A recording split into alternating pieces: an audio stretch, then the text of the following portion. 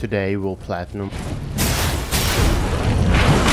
The base game consists of 26 trophies with additional 12 trophies in the DLC. The DLC also takes just as long as the base game, if not longer.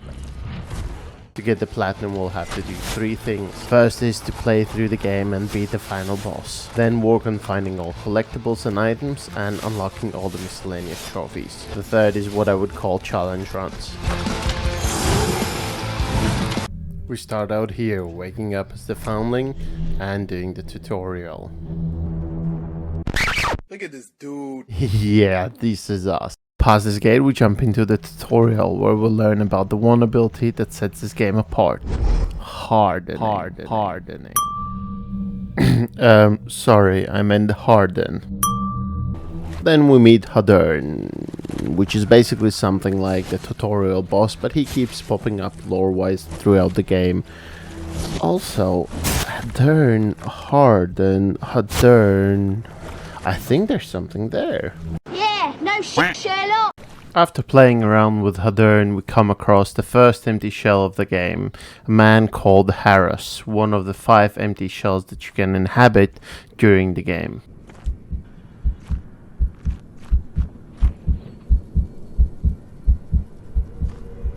We interact with the poor fella and take control of his old body, which gives us some unique abilities that we can upgrade, and this goes for all the shells in the game.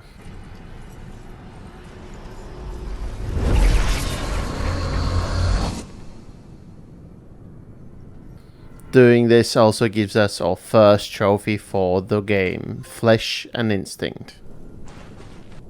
Starting a new game, I always read through the list of trophies for missables and miscellaneous ones that you can achieve during your first playthrough, and this was one of them, step goal, killing an enemy with a bear trap. And before getting into the nitty-gritty of the game, we actually get a few more of those. We get Perfect for petting Glass's cat up at the main hub of the game, and we also get Fun Guy for picking up 50 mushrooms total. Fun Guy, get it? Like and subscribe. Next, as I was finding the game pretty hard, I decided to unlock all the shells that you can around Fulgrim, which are the main 4 ones. There's Harris that we already unlocked as the first shell, there's Teal, Solomon, and then Eredrim. First one we unlocked was Solomon, who is located in the Grisha cave just outside Fulgrim Tower. You do have to kill a Noctoserper that's inside, but they are kinda easy going if you know what you're doing, which it definitely wasn't at this point. Having defeated the Noctoserper though, we interact with Solomon and unlock his shell, which is then stored in the Fulgrim Tower that you can go to switch between your shells.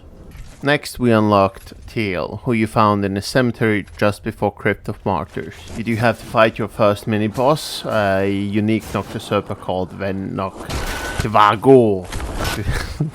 What are these names, dude? Before you can actually bond with Teal and unlock his shell.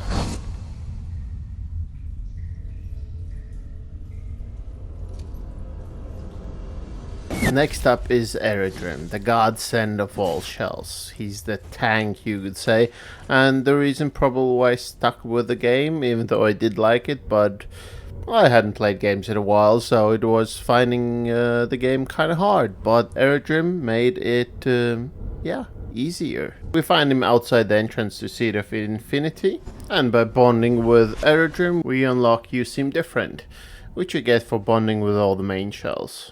Next, to unlock a new weapon, we had to fight Hadern at the start of Seed of Infinity to unlock the Hammer and Chisel.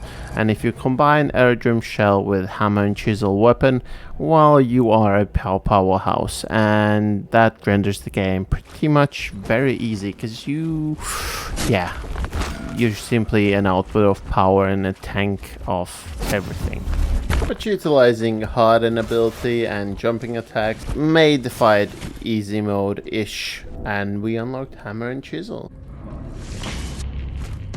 Now for the next part, we actually went on and defeated the 3 necessary bosses to unlock the final fight.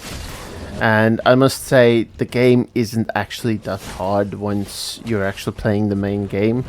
It takes a while, it's a bit different from Dark Souls and Elden Ring in the way the game plays and the enemies and everything. But it's honestly a really simple premise and a really simple gameplay. And if you have Aerodrome and if you have your hammer and chisel, it's gonna be easy mode. Now it takes some time to get to the point of calling it easy mode, because for myself personally, I was just getting back into games. I hadn't played Elden Ring, I hadn't played Dark Souls in a few years, and yeah, it felt hard, which I think I already mentioned twice, and that's why it took me some time. But as honestly for everyone else who's used to playing games and plays them quite often, this shouldn't be a problem, and as soon as you realize how easy the game is, it becomes even easier. So yeah, we're gonna get the next few trophies real quickly, and then we're gonna jump into the challenge runs, which is where the game actually picks up and becomes a lot of fun. Now quickly about the boss fights themselves, there's 2 phases to each boss, and the second one obviously becomes a little bit harder. The movesets change and everything, but for Imrod, well, nothing really changed that much. A little bit more explosive and fire attacks, but we quickly beat him and got the trophy. Faded the Fire. After killing Imrod, we get to pick up the first clan, which we have to then take back to the Fallen in Fulgrim Tower. And the world's changed. There's a lot more ghosts, there's a lot more Noctusurpers, especially in the Fulgrim area, where there is now a fog.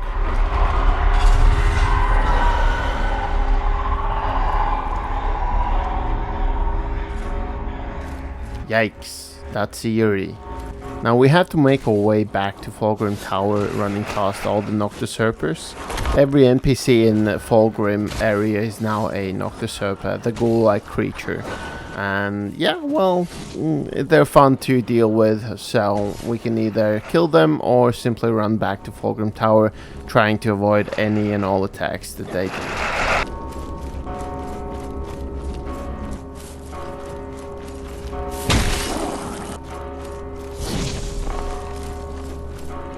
And we made it back to Fulgrim Tower. We noticed that there was a new NPC called Thestus, ignored him and went to upgrade our weapon. Then we went to speak to the old prisoner, gave him the gland and unlocked our next trophy.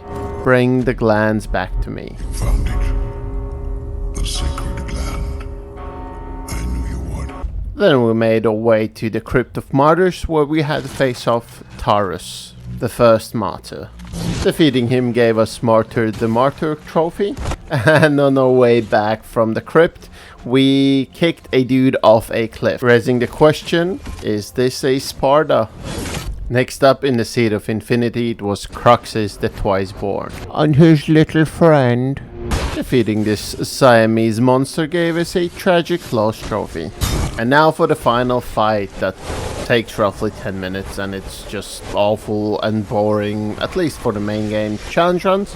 Well, we'll have to see. But yeah, killing the final boss gives us the trophy Fell the Grandfather. Then we get Cross the Threshold, and that's for completing the game. So, easy enough, I guess. Oh, but wait! There's more, we don't have the Platinum yet. So let's get it. We'll start easy enough, and we're gonna go for the first challenge, defeating Hadern during the tutorial, which is gonna give us the face-off golden trophy. Next up, defeat all Grishas, and there's 3 of them in the game. One next to Fulgrim Tower that we've already done, one in the Crypt of Martyrs, that's the mini-boss we've already done as well, and then in the fog there's another Grisha. Get all of them and you unlock different kinds of Grisha. Next 2 trophies are cute miscellaneous stuff. First one is wasting all life away with Baghead, which is an NPC in the game. Just sit and chill with him for Brigand Life trophy. Take a seat and have a drink. And the second one is jamming with a Brigand. A hostile one this time, and since we do have a loot that we can play, we have to just sit close enough to one that's playing as well, and that's gonna give us the good times are killing me trophy. I think we pissed him off because he then attacked us, but that gave us a good opportunity to get the next trophy, which you get for parrying over 100 attacks. The easy part of this trophy is that you can simply do it to one single enemy and just parry him, and that gave us Untarnished. Then we killed an enemy with the Hardened Plunge, which is an ability that you have to unlock, so you can do it at any time, but it's a miscellaneous trophy as well, and it looks so cool and is a shout out to my boy. It's me, Mario! Then there's a weapon in the game that doesn't get much love, the Ballistazooka, and it didn't get much love from me during this run, but the challenge run's different story. There's a trophy related to it though, so we got it, and we nailed it. 3 more trophies to go before the challenge runs. First we get all the secret lore, which is basically just etchings that you had to collect. And then we had to familiarize ourselves with all the items for boss standard trophy as well. And the third one was Sugar Baby, for spending over 50,000 tar in Lass's shop, which was a bit of a grind. And if you're interested in the trophy yourself, here's how I did it. You start in Fulgrim Tower and run to the nearest Grisha in the fog. Kill him and then return to Fulgrim Tower, reset and repeat. To do this method, I would advise you to get Ornate Mask, which you buy from a specific shop from Sister Janessa with a shell that you have unlocked all abilities for. It allows you to return to any Sister Janessa at no cost. Now the fun begins. There is one challenge run that you have to do in the main game, and it requires you to beat the game without ever bonding with a shell. It sounds simple enough, except that you're 1 hit away from dying. So you take 1 hit and that's it, game over. Thankfully, it's not anything as bad as Mein Leben, so you don't have to restart the whole game, you just simply send back to last Sister Janessa that you spoke to. The one great thing that makes this run actually not being as hard as it sounds, except for the boss fights, is that you can spam roll dodge, which gives you iframes, making you basically invincible. But before we're gonna get to any bosses, we're gonna renounce humankind and achieve a golden trophy, the Nihilist.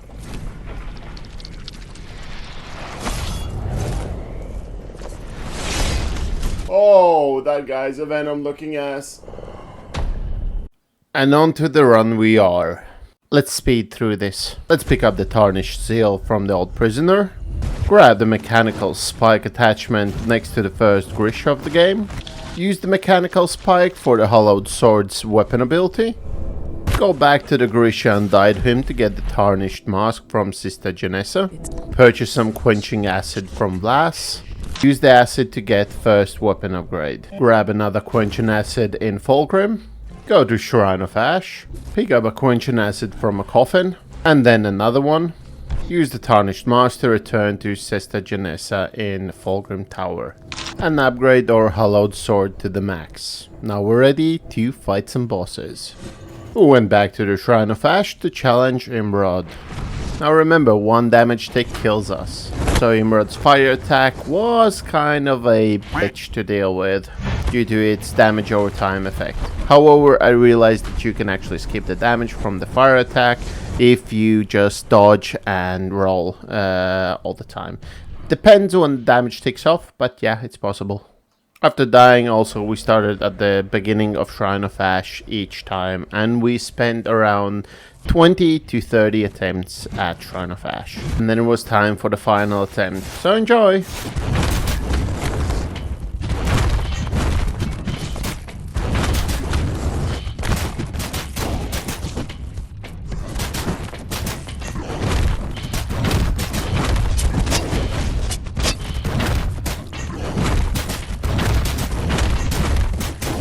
And then we used the mechanical spike to finish Imrod off. We picked up the gland and returned to Sister Janessa with the tarnished mask, skipping the whole run back. Gave the old prisoner his gland and it was off to Crypt of Martyrs. In the crypt I tried to do the same thing as I did in the shrine, and that was to run from start to finish, and each time we had to deal with the Grisha. After killing the enslaved Grisha, we are able to move on to the second part, Crypt of Martyrs, and also do a skip of the whole second level by jumping down from the bridge to basically almost at the boss level.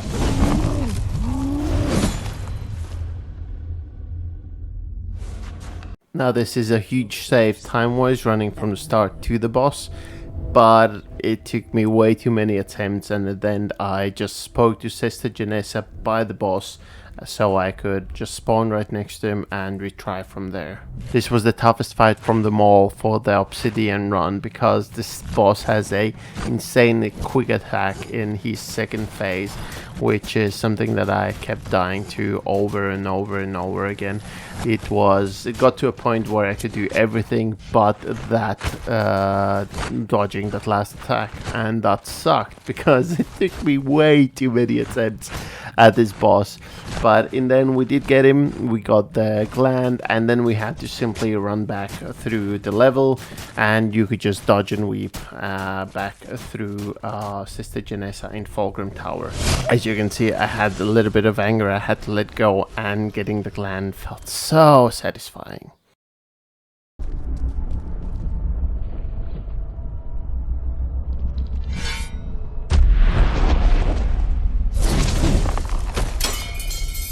Okay, the Twiceborn. Easy enough. Took me a few attempts, mainly because his little fella next to him was annoying once he was knocked down and he kept crossbowing me. But you could just, dodge roll them, and those attacks didn't do anything for you. And then his enraged phase was kind of annoying, because yeah, I had to simply keep my distance, and I kept retrying the boss and dying to it just because I got way too greedy with my attacks. I just had to keep my distance, build up some special attacks, or resolve, it's called in the game, and then use my special attacks or the mechanical spike for my whatever sword it is called now. Oh, doing voiceovers is hard, dude. Oh, okay. Alright, but yeah, easy enough. And with that done, it was on to the Fallen. Also, dude, there's no such thing as the Fallen in this game. He's the prisoner. Stop thinking Transformers, dude. Anyway, now we had to beat the old prisoner. And yeah, the fight takes long. It's 10 minutes. This boss fight itself is not hard. The boss's attacks can be dodged at all times. The only difficult part of this fight is the whirlpool, which happens around the middle of the game, which is when he spawns basically, a whirlpool, and he spawns also some friends who are trying to come and snuggle with you, but you shouldn't let them. One hit kills you, and then it's game over, and you have to start the whole fight over again. But we persevered, we did it on our second or third attempt, and by doing that we completed the game and got ourselves our final few trophies. We start with Life is Suffering for completing the game in the Obsidian Dark form. And then we got Forever Alone, a gold trophy as well, and that is for beating the game without ever bonding with a shell. And finally, the Platinum, for obtaining all trophies for Mortal Shell. Well, excluding the DLC, but, we are gonna get into that in 3, 2, 1. Let's go! Said that 12-year-old, 30-year-old man.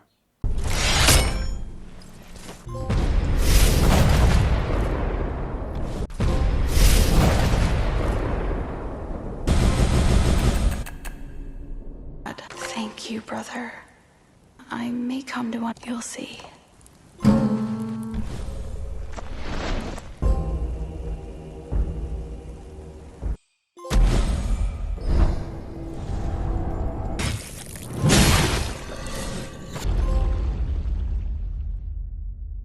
Insane, I know, we just finished DLC in like a minute, when in fact it actually took us just as long as the main game did. Now, it has to be said that DLC is way more fun than the main game, so if you are gonna play this, make sure to buy the DLC as well and play that. It's a fantastic roguelike experience, and it changes the game completely. Also, you get to play as Hadern, and you get to use his Axatana, which is OP as hell, dude.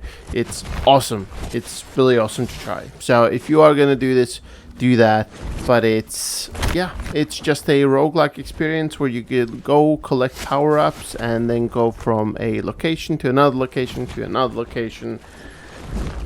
And yeah, that's the DLC. I don't want to really jump into it. I think the video is long enough. The DLC is something you're gonna have to experience on yourself. Give the game a chance. It takes some time to grow on you. It's something completely different from other Souls-likes and Souls games themselves. So yeah, just give it a shot and give it a fair shot. And even if you're not a fan of the main game, give the DLC at least a shot. It is so much fun to do. Alright, last trophy and we're out.